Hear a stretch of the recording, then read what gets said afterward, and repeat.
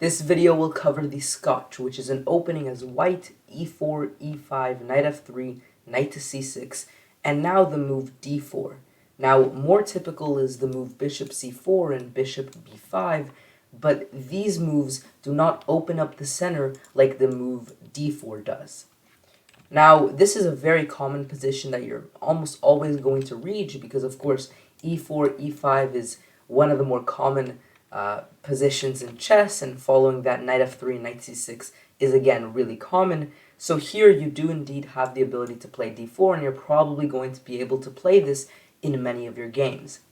Now here, black can take with two pieces, and black can also defend this pawn over here. Now if they defend the pawn, well, f6 creates a huge weakness along these light squares that you can place a queen perhaps on this diagonal and a bishop on this one to take advantage of, and it doesn't look that good.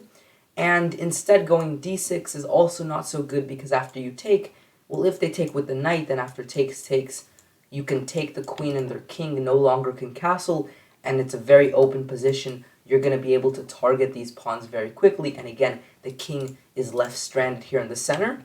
And if they instead of taking with the knight take with the pawn, well, you can still take the queen, and if they take with the king, then we reach a very similar position where again the king is unable to castle, and if they take with the knight instead, then they lose this pawn here in the center.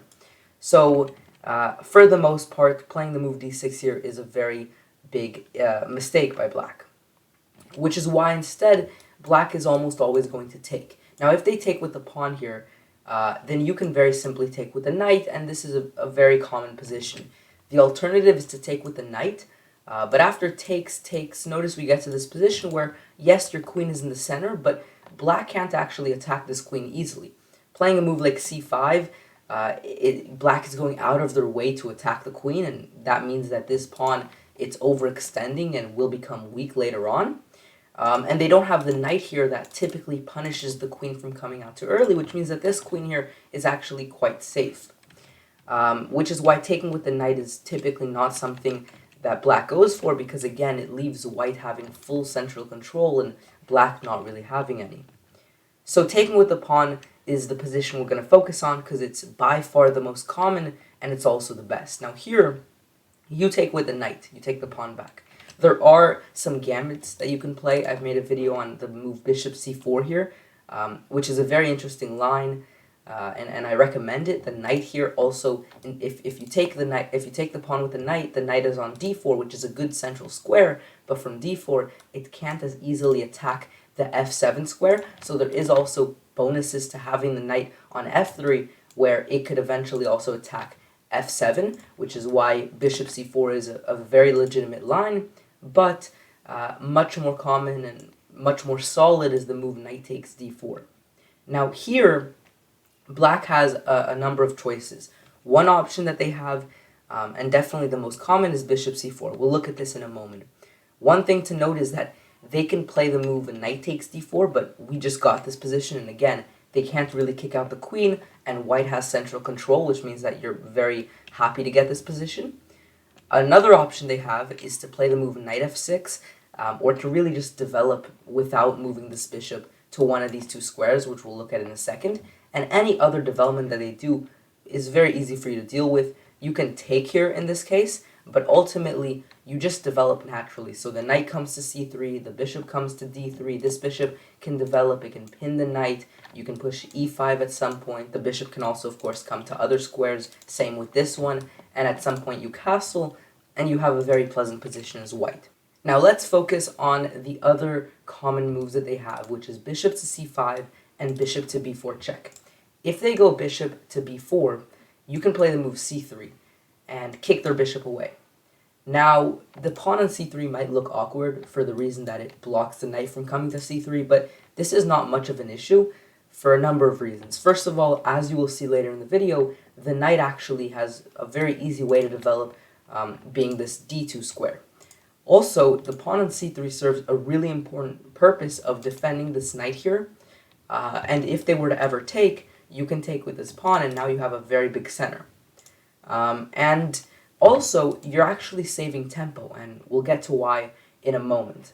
But it kind of comes down to the fact that they gave you this check, and you were motivated to play this c3 move, and then they move the bishop again. So they move the bishop twice. Whereas if they were to directly move the bishop to c5, what you'll see is that very often you're going to play the move c3 in some lines, and when you play c3, it's going to be their move. Whereas in this line, c3, bishop to c5, it was your move. So you're saving tempo because they only move the bishop once, which is why bishop to b4 is not something you should take too seriously. It's not that big of an issue for you, and really bishop c5 is the challenging move. Now here, there's a number of ways to play it. If you want, you can try to study this move knight b3, which is a totally legitimate way to play, where you're ultimately attacking this bishop, and also you're trying to clear up the center and open up this d file a little bit.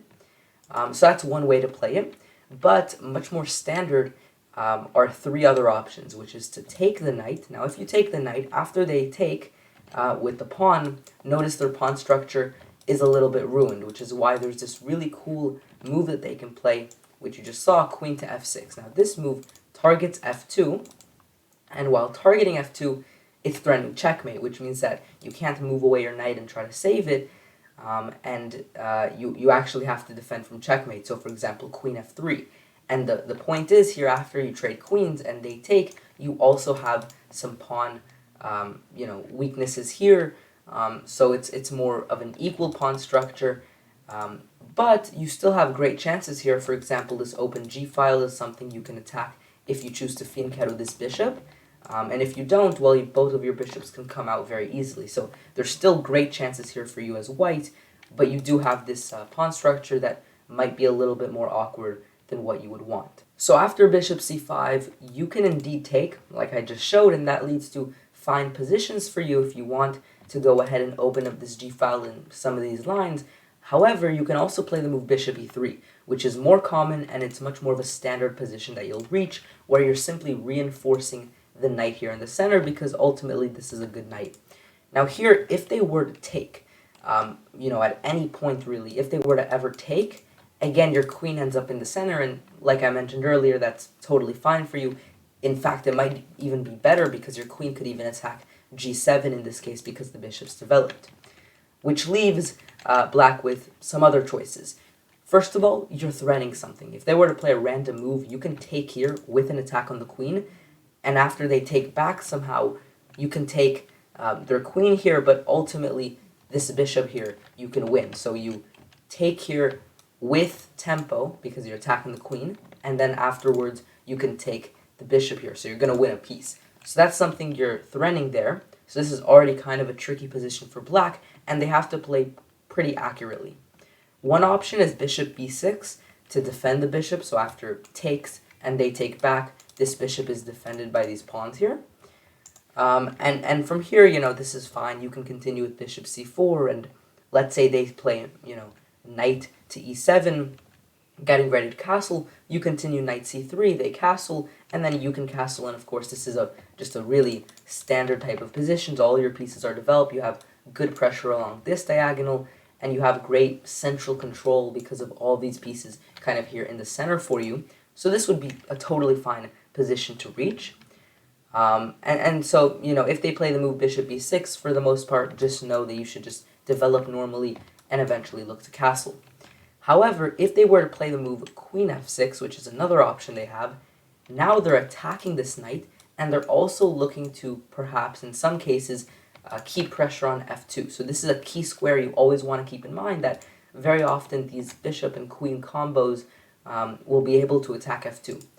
Now here, you can continue with a number of ways. You can take the knight here, but then they can do this intermediate move, bishop takes e3, and after you take back the bishop, because you can't save your knight, they're threatening mate. So after you take back the bishop, the end position is you have these two pawns here, so that could be a little bit awkward. They also have pressure along this diagonal. You do have some compensation in the form of this open file, and perhaps you can attack f7 with your bishop and rook, but it all depends on whether or not you're comfortable having these two pawns in the center. So that would be one way to take this.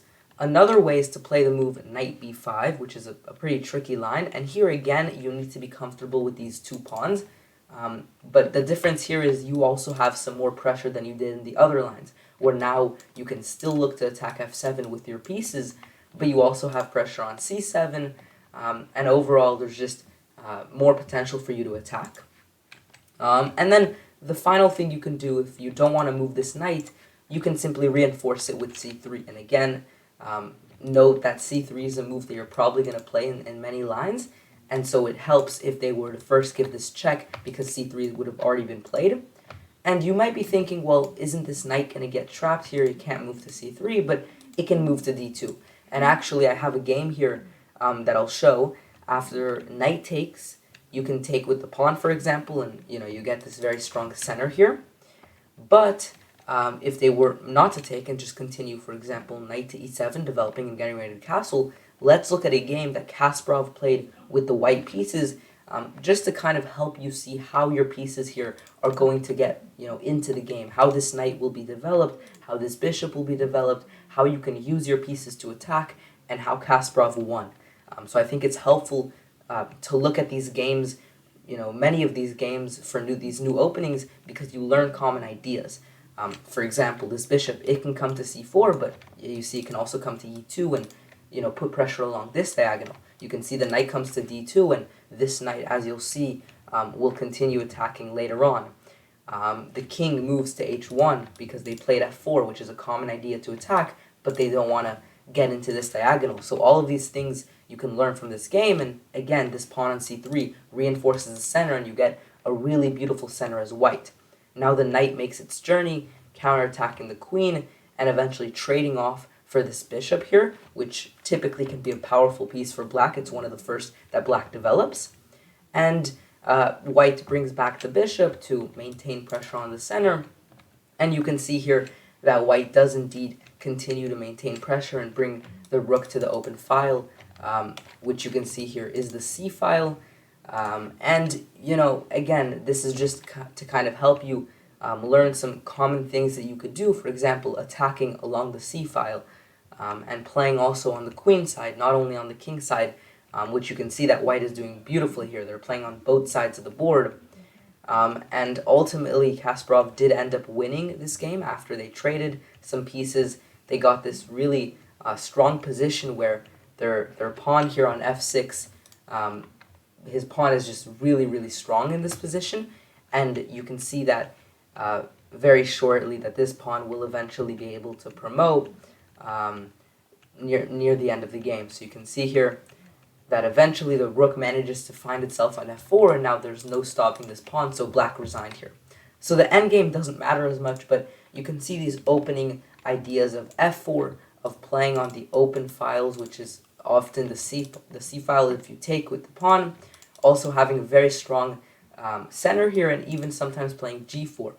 And again, maintaining two bishop advantage, which is something that you can very often maintain in this opening, and overall having a really good game. So hopefully the lines that we looked at and also this example game helped you get some confidence playing this opening. Thank you guys for watching this video. Let me know how playing this opening goes. Subscribe if you're new around here. Like this video if you enjoy it, and I will see you next time. Peace.